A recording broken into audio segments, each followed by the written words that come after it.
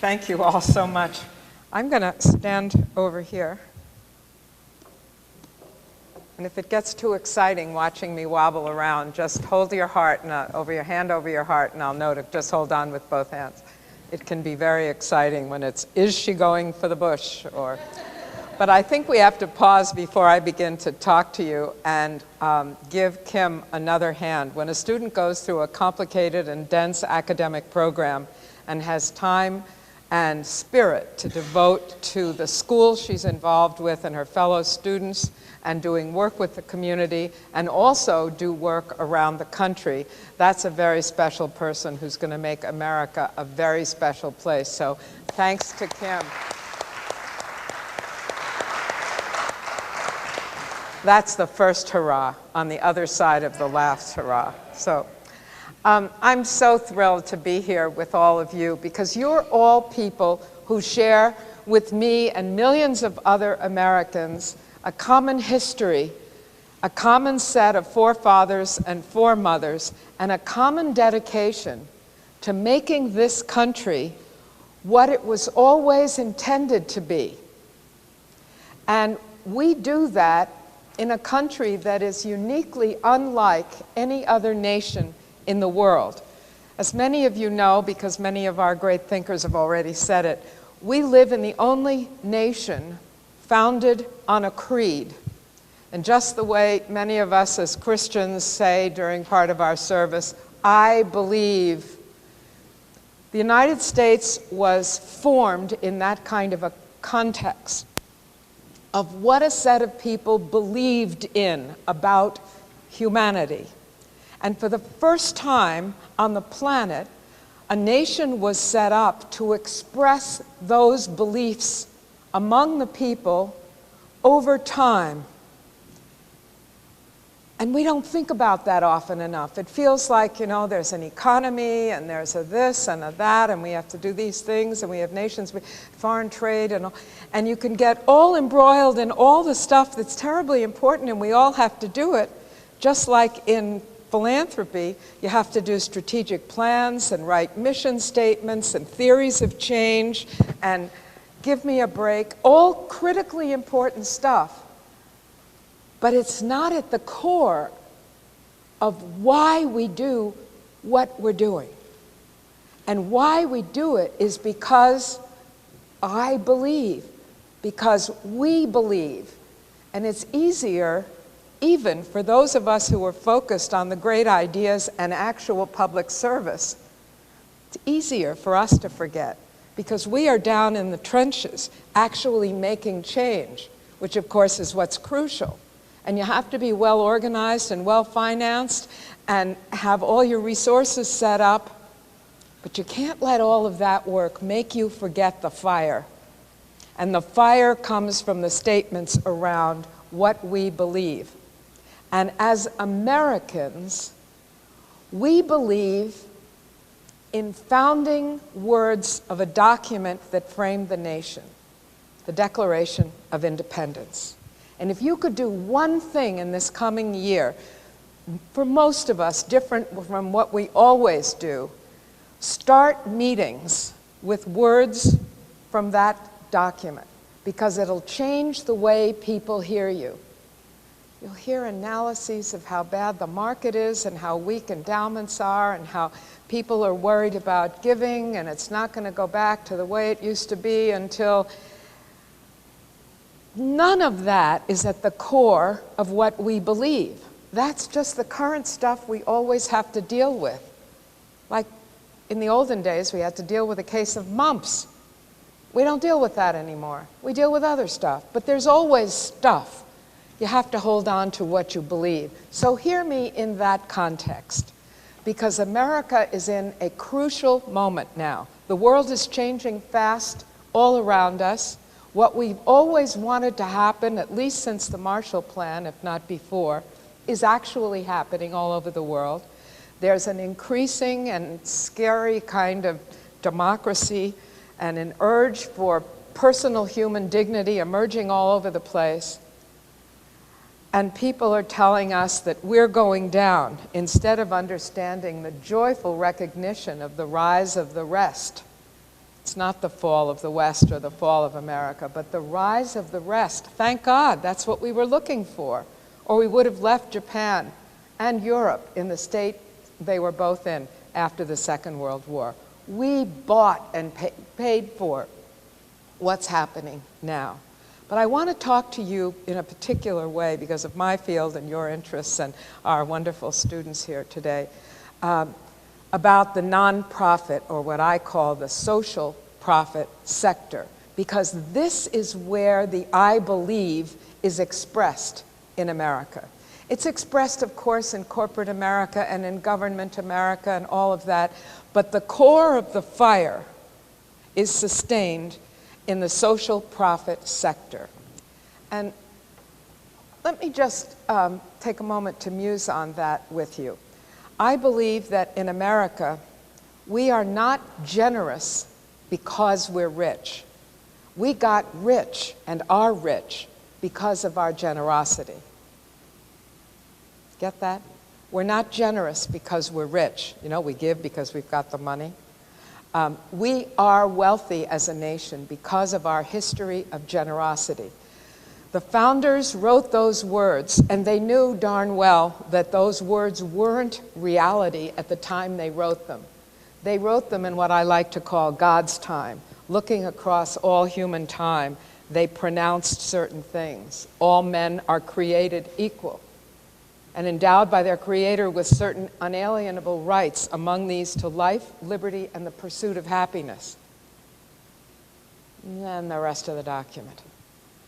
But those things weren't real-life experience for everyone. They were real-life experience for a small number of people. But they were recognized philosophically to be where everybody ought to be.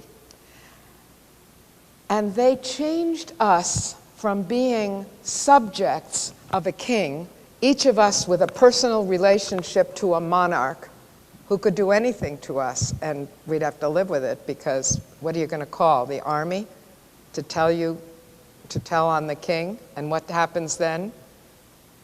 Worse things happen to you. So each family has an individual and person relationship to a king. That's called being a subject. That document turned Americans into citizens, and citizens have a primary relationship to each other. So you and I today, and for most of us in this room, our fathers or our grandfathers went to war and risked and often sacrificed their lives in order to defend the beliefs of this country, of fellow citizens. They were willing to die for our right to a free press, to free speech, to freedom of assembly, and the rest of what we believe as people endowed with the rights to life, liberty, and the pursuit of happiness. And had Nazism conquered, we not only would be speaking German, but we would be living very differently. And our forefathers and the foremothers made the sacrifices to give us the right to be citizens, and all of us, therefore, to stand in a position to defend each other's rights.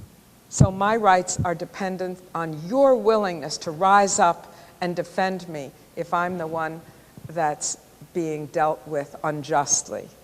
And we have spread those values around the world, but they are unique values to citizenship. And if I may say so, in these hallowed halls of public service and attached to the great Clinton name, I would say that being able to vote is not the primary step that a democracy should take.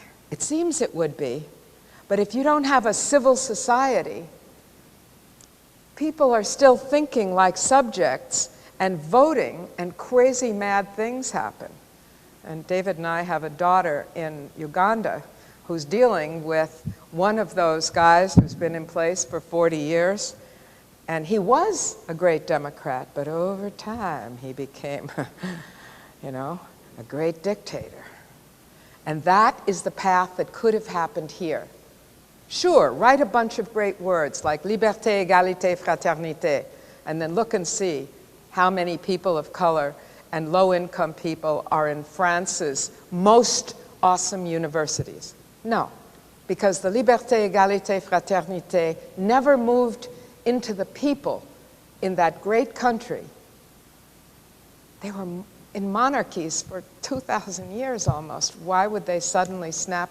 They didn't. They never had the continuity that this country achieved. Having been subjects, when that document was signed, the struggle began to turn us into living like citizens, and that would be a different kind of life. So let me talk to you a bit about the way that transition happened. The founders understood that they would, in signing this document, be establishing opportunities for free enterprise and wealth building to occur at a rate that would develop an economy that would be stronger than the economies of England and France and the various European countries, with which, as you know, we had more than one subsequent war, including the War of 1812, which you all remember from 6th grade. No test after my speech. So if we didn't get stronger than they would send an army and take us back, and we'd be subjects again. So they knew they were going to have to build a strong economy. They knew there would have to be a flourishing of the entrepreneurial activities that had gone on in the colonies before 1776. But several, in fact, a contingent of the founders were very deeply schooled in philosophy, and they had read that democracy does not perdure in the absence of virtue in the people. Because democracy depends on the citizens being willing to make sacrifices for each other. And if I have much more money than you and I'm anxious to wipe out your company in open and free competition and get richer, the richer I get, the more I might want to throw you and your family overboard. That makes it hard for us to be citizens in the civic context. So there's a real push-pull in the pressures to build a highly competitive entrepreneurial economy and to maintain virtue in the people, civic virtues, which operate in a relationship to the religious or spiritual virtues that the great Judeo-Christian traditions we emerged from have taught for thousands of years. So, what do you do? And several of the founders said in 3 generations, there could be a small group of people who become an aristocracy, and then a king would emerge. And we'd be back to a monarchy in 3 generations. What do we do? No human beings had ever figured that out. And they asked themselves, who could make this happen? And interestingly, they determined that the answer was a mother. And there were actual discussions and decisions made to ask women to raise the children of the Republic who would have civic virtues taught to them from their tiniest time at their mother's knee. And they would grow up with an understanding of what it would take to be a citizen. And who else could teach than the people who spent the most time with little kids?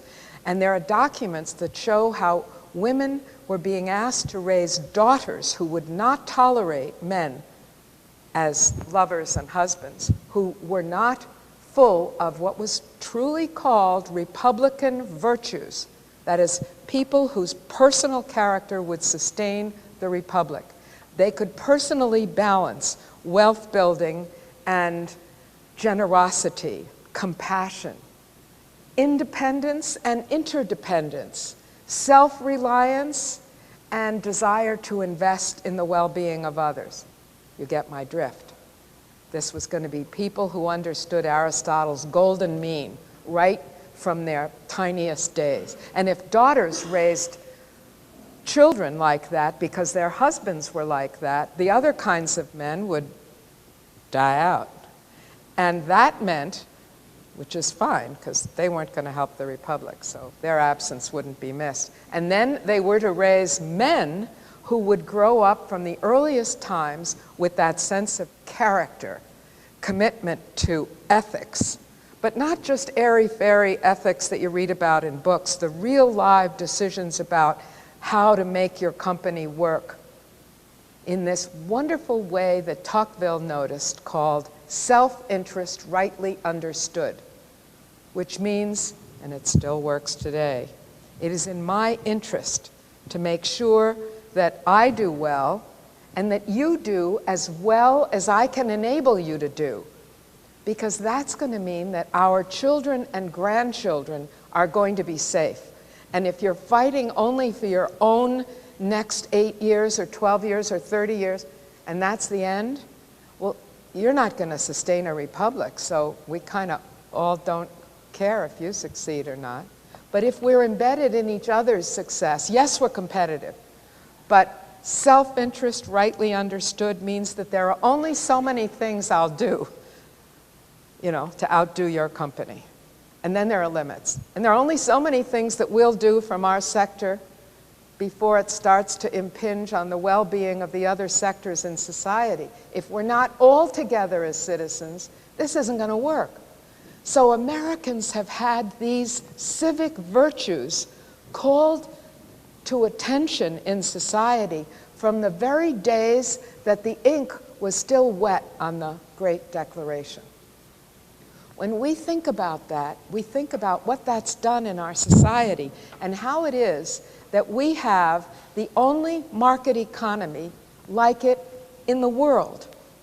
And whether China has a bigger economy someday, which it has to since it has 3 times the number of people and probably 6 times the square mileage, how can it be otherwise? But is that going to redefine things? No, because size doesn't matter first. No one, and especially not China, will have the quality of character in citizens and therefore the aggregate commitment to a set of principles that are life-sustaining that we have, unless, of course, we forget about them, which sometimes seems like it would be possible, which is why we're all here today, you and me. So what has made this economy so strong? Yes, the entrepreneurial energy. Yes, the inventiveness. Yes, the space in government to actually be free enough to operate. But what we have in our society is what I call a virtuous cycle that generosity brings to our economy. And it creates an invigorating force in our economy. And if you haven't thought of the nonprofit sector or the social profit sector and philanthropy as an energizer bunny at the core of American economy, let me take you there. Now, in front of me, without my falling over, is a clock, a huge clock, okay? Here is 12 o'clock, here is 3 o'clock, here's 6 o'clock, and here is 9 o'clock. Are you with me? Okay. You're a wealthy person, or a well-to-do citizen, and you have some money to invest. And so you decide that you are going to give a scholarship to the University of Arkansas. And you do.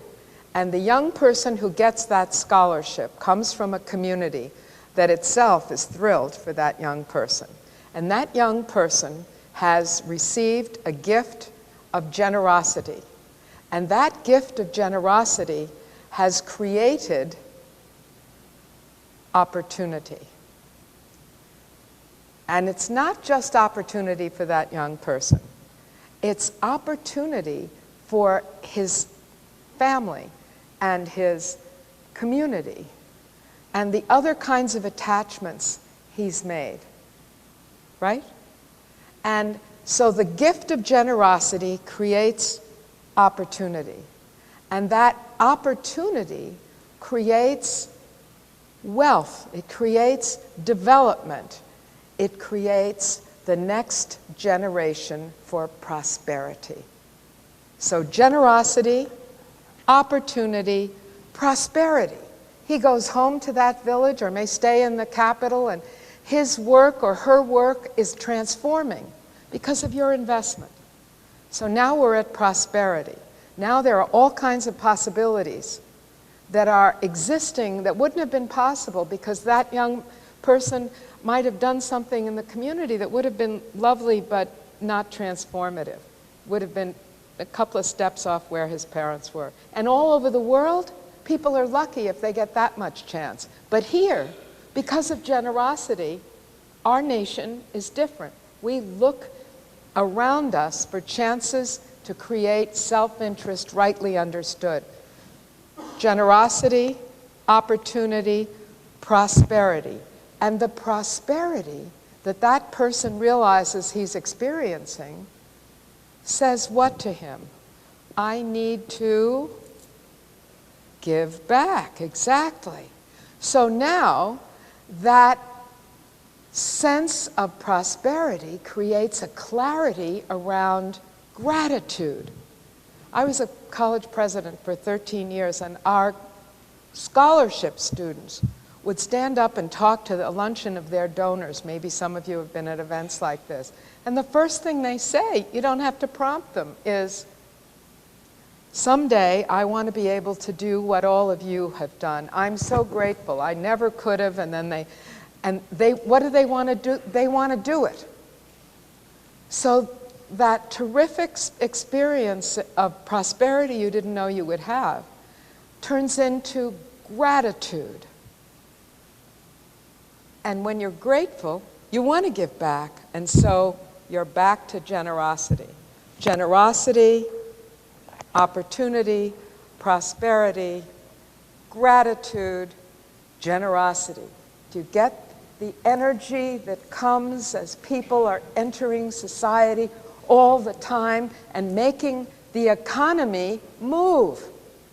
People who would never have achieved at the levels that they could impact the economy in another country do here. And we often hear the phrase, only in America, only in America.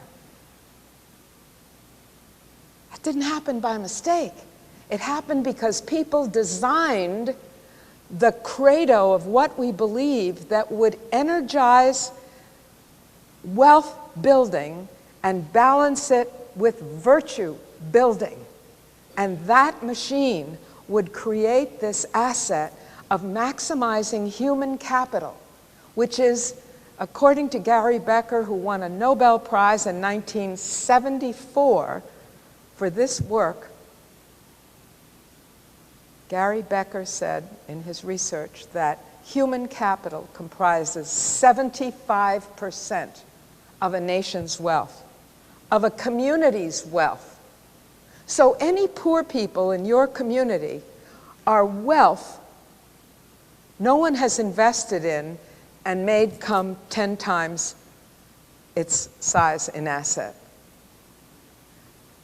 Sometimes even wonderful spiritual people look at poverty and they say, didn't he say something like, poverty you shall have always with you? I remember that. So our foundation is going to work on this piece, and the rest of the poverty, you know. So, well, I would like you to hear me reinterpreting the great master, and that is, he didn't mean poor people would be always with you. He meant poverty, right? And many of us are desperately poor in imagination. Lots of us are from time to time very poor in generosity of spirit. And if you're poor in imagination and in generosity, maybe you're also sometimes poor in inventiveness, in an innovative spirit. In other words, there's poverty of the spirit. And here this weeping woman who poured the oil on Christ's feet and dried it with her hair, She was generous in spirit. She was generous in imagination. And he said, the poor you shall have always with you, meaning people who are poorer than she is in imagination and generosity. And let her do what she's doing, right? And let people follow her in being ebullient, in sharing or giving away the best she has. That's to tell me I have 2 more minutes. It's to stop me from talking to you for 50 minutes, which is an academic lecture, so you don't know what you've been spared. So my point here is that we can passively, and not even realizing that in our 7-year-old brain that we came home from church with, we can have a statement that can kind of make it okay to do the palliation. You know, when we do the social sector palliative care, where we don't expect anything to really change, but we're going to help out a little. That's hospice. And if the nonprofits you're connected to are doing hospice care, that's better than nothing. But I'd like you to think what would happen if you decided that you're going to look at the patients, the clients, and say, you know what? I heard other words in those sermons. I heard, arise and walk. I heard, Lazarus, come out. He didn't just sit there and grieve with Martha and Mary, right? So I'm telling you that we could all be the people we are and do what we're doing and change our mentality. Think back to what the Declaration says. If your version says most men are created equal and most men are endowed with the unalienable rights to life, liberty, and the pursuit of happiness, you got a bad copy. And if you thought that poverty had to always be with us, so some people in the bottom 15% of the United States are living with 3 times the rate of infant mortality as the people in the middle-income families, those little guys had no access to life. Liberty and the pursuit of happiness were icing on a cake they never got because they didn't live past their first birthday. Is that okay? Is it all right for us to have a pocket of 15% of us who have twice the rate of maternal death in childbirth? If you put the well-being statistics, which are called human development statistics, if you're an important person in the field, which I'm not, but it's called human development. And if you put the human development statistics of Americans, mostly white, many African Americans and people from other backgrounds, if you put them together as a group, their human development statistics make them look like they are a third world country. And if you took them out of the US statistics and made believe that we weren't responsible for them and they didn't count, God forbid, then US statistics would move up the line of the comparative human development statistics, where we are now in most of those areas, number 23, 22, 26 out of the 28 developed countries that are rated by the United Nations. Can you imagine that our country would be 23rd on things like infant mortality and maternal death and childbirth? See, that's not all right. But because most of us, 85% of us, live in an amazing condition, you know, and then we're working with that battered women's group, aren't we? And I'm doing good work. And you are. But it's like not big picture. And if we could take those people out of our numbers, the US would be in number 1 or 2 in all the categories. Now, I don't know about all of you, but it makes me, as the daughter of a World War II fighter pilot over Japan who was shot down and spent time in a Japanese prison camp, I feel badly to let my country sink there, even if I didn't care desperately about the lives being lived in sorrow and suffering by the bottom 15%. Even if I didn't care, for my daddy, I'd say, you know what, that's not good enough to have us down there. We've got to fix this. And you know what?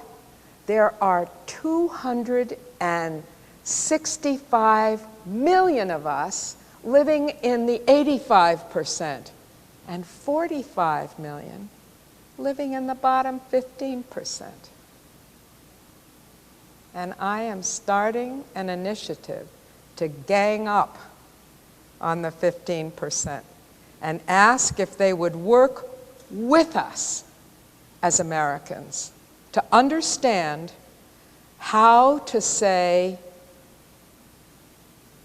stand up and walk, or Lazarus, come out, and change their settings so that they would have the same percentage of infant mortality incidences as middle-income families have. That's not a financial issue. That's an imagination and education issue that we could change, but we haven't set our minds to it. And it's not that we're not doing wonderful things all over the nation. And please don't stop while you're thinking about it. But what I'm saying to you is, given who we are and who we have been, couldn't we change things? So here's the kicker, and then I'll stop. I think that we Americans now, of diverse ages, we ought to say that between 2011 and 2026, July 4th to be exact, which is the 250th anniversary of the signing of the Declaration of Independence, we're going to celebrate that 250th being able to say 100% of our fellow Americans really have access to life, liberty, and the pursuit of happiness. Because one day, in 2011, we decided to really listen to the last words of the Declaration, which are the following, and called us in 2011 to 15 years of work to make the words of the Declaration really true for everybody. Those words are, to achieve this nation under the protection of divine providence, we pledge each other our lives, our fortunes, and our sacred honor. We can do this if the 85% of us stand up and say, I know what other generations have done, and my generation, our generation, is going to be looked at in the future as the even greater generation. Thank you, and God bless you.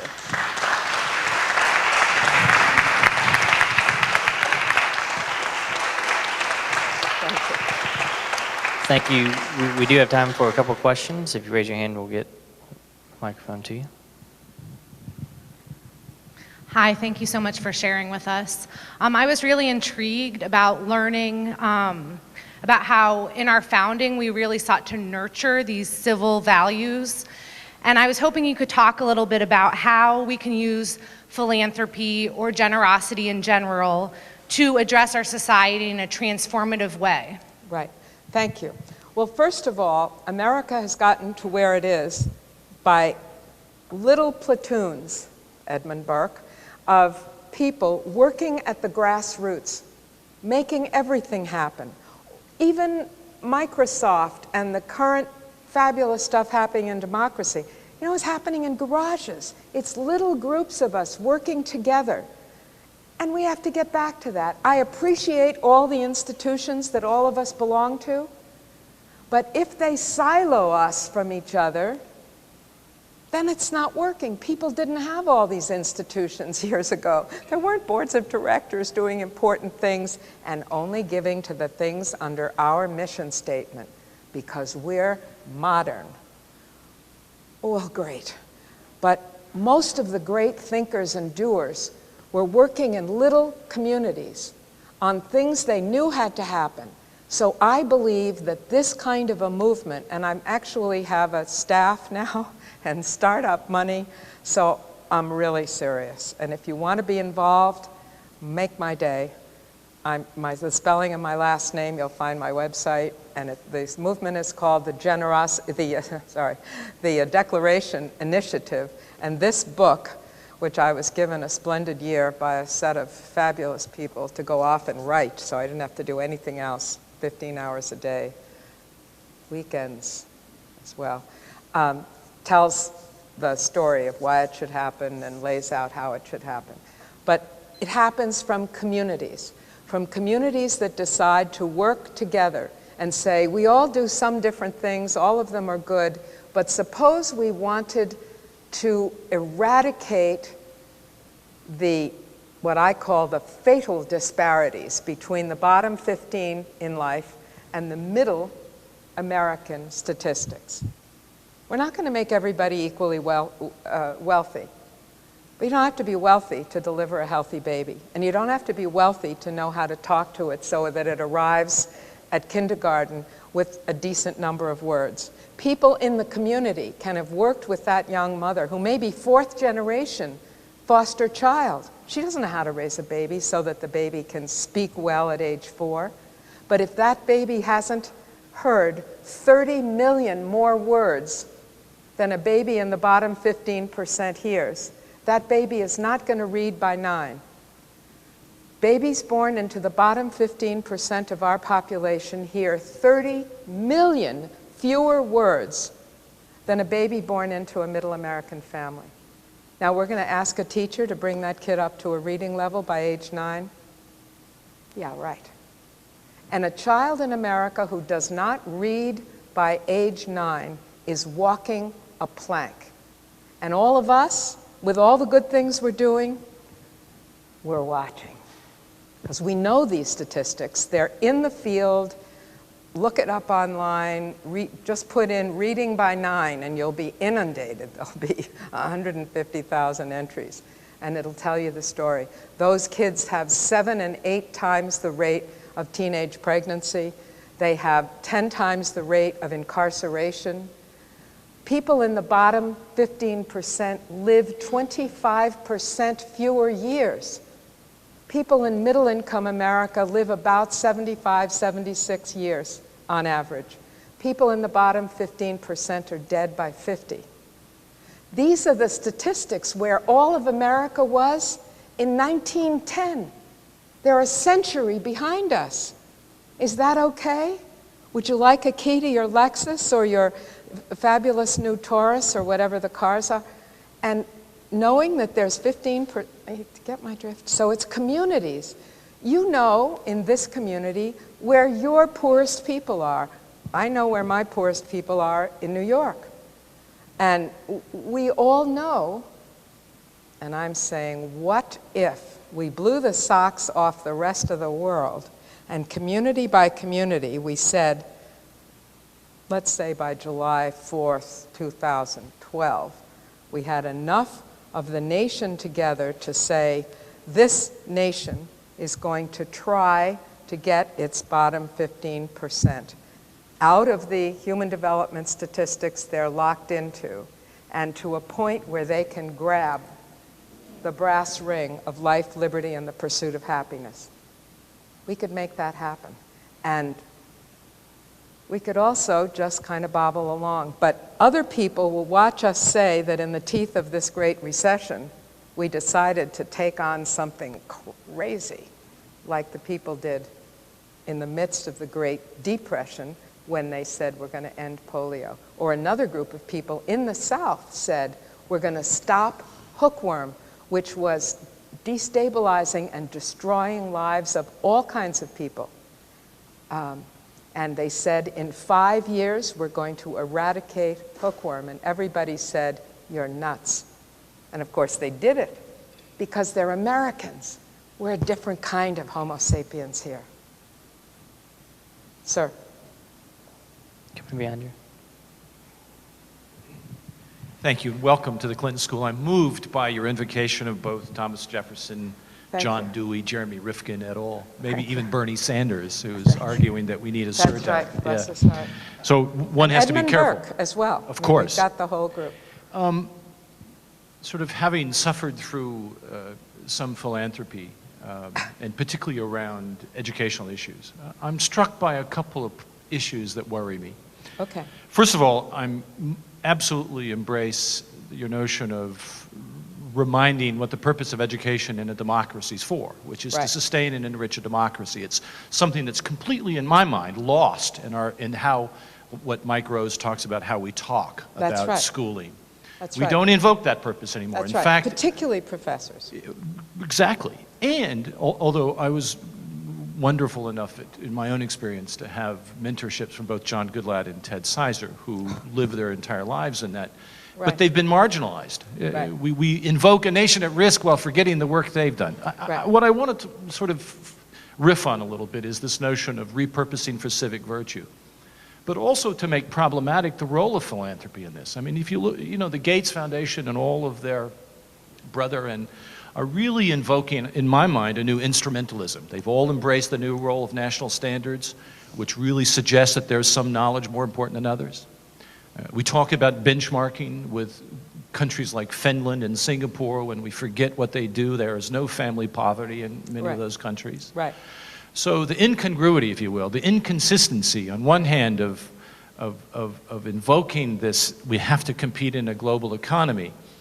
Specifically, I think, this is around the standards-based stuff, which really invokes the role of what I think is one of the most undemocratic and perhaps even more dangerous immoral practices of making judgments with psychometrics, with tests. And we see these foundations, perhaps even some in Arkansas, that continue to reify, to cement this notion that this is the best way to make judgments about performance, about human development, as you say. So in some ways, on one hand, you hear Bill Gates and Melinda Gates, wonderful work they're doing, but it could well be that they're actually cementing what I hear as some of your great fear. And so how in the world does one counter the enormous wealth and power of Bill Gates and Melinda Gates? They have completely funded the New Standards Project at the national level, which automatically suggests some knowledge is more important than others.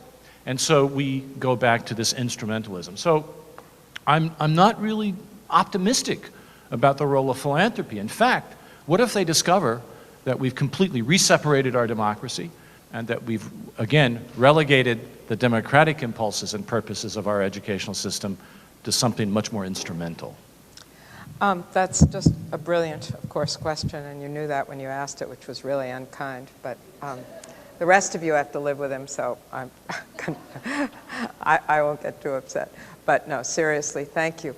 Let me say that you're bringing up a piece of, a much more important piece of something I just slightly mentioned by saying a lot of foundations have gotten over that business of responding to amazing entrepreneurs who come in from their community with a great idea to attend to such and such because they have their mission statement.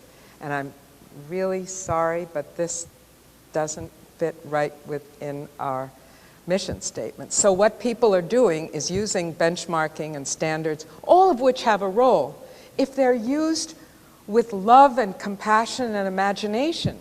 If they're used as a way of easily going through grants and saying, we don't have to look at these because they're not mission-proof, then that's an abuse of the notion of mission. So that's the first thing. The second thing is, I'm optimistic because I think Mother Teresa was right. You save souls one at a time, and you engage people, I know this is totally hokey, by loving them, not by administering to them. The nuns who taught me were very tough, but they loved us so much, and they wanted us to be able to be good women. And they were willing to have me angry at them momentarily until I grew up another year, and then I'd go back to Sister Rose and say, remember the day you made me throw my favorite pink comb in the garbage because I wasn't supposed to be combing my hair during class, which I'd just gotten a new hairdo and I wanted to just smooth it down. I had these curls and I'd gotten, anyway. And I could tell her, you helped me remember that I ought to be focused on what I'm doing. And I could tell her that a few years later, but at the time, We have to love people and engage with them. They told us and explained to us and listened to us, and they loved us. If we've gotten so bureaucratic that everything is done according to, who grew up in a house like that as a happy child? People looked at you and loved you, and they wanted to hear why you needed such and such. And then you could explain why they couldn't have it because it was right before dinner. My little grandson explained when he was 1.5 years to his mother that 2 was more than 1, and he'd like 2 candies before dinner. And she had to explain to him that, you know, but she did that lovingly and distracted him and did a story with him. We're not engaging with the poor. We're much more worried about what other people up here think about us than how we're going to go to sleep at night and maybe, in my view, meet our maker someday. And we're not going to be asked, I don't think, how tight was your mission statement? We're going to be asked, how did you love them? I sent you people who loved you, and you had a huge amount of education and opportunity, and you ended up working through such structures that you never saw they were there to be loved. So when I talk to you about community, I'm talking to you about calling out the members of the poorest communities and learning, and there are people who really know how to do this, and my partner in the Declaration Initiative is a spectacular senior African-American woman whom some of you may have heard of, Lynetta Gilbert. I know our spectacular Charisse knows her well.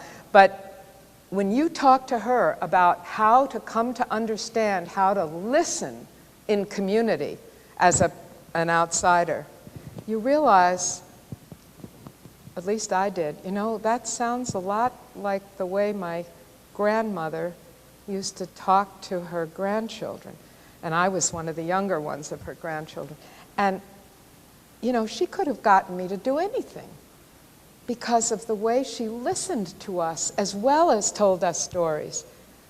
Where are the stories? We give people benchmarks. So I'm not, you know, I've been a college president. I ran a $90 million budget. I'm on a corporate board on Wall Street. I really do understand and appreciate the structures, and we have to have them to run companies, to run businesses, and to run schools, to run academic departments. I understand. I don't want you to think that, you know, David and I hang around in grass skirts and sing Kumbaya all day. Wrong. But I'm telling you that along with all of the strong things we've learned to do, if we have forgotten loving in community and investing in people because we love them,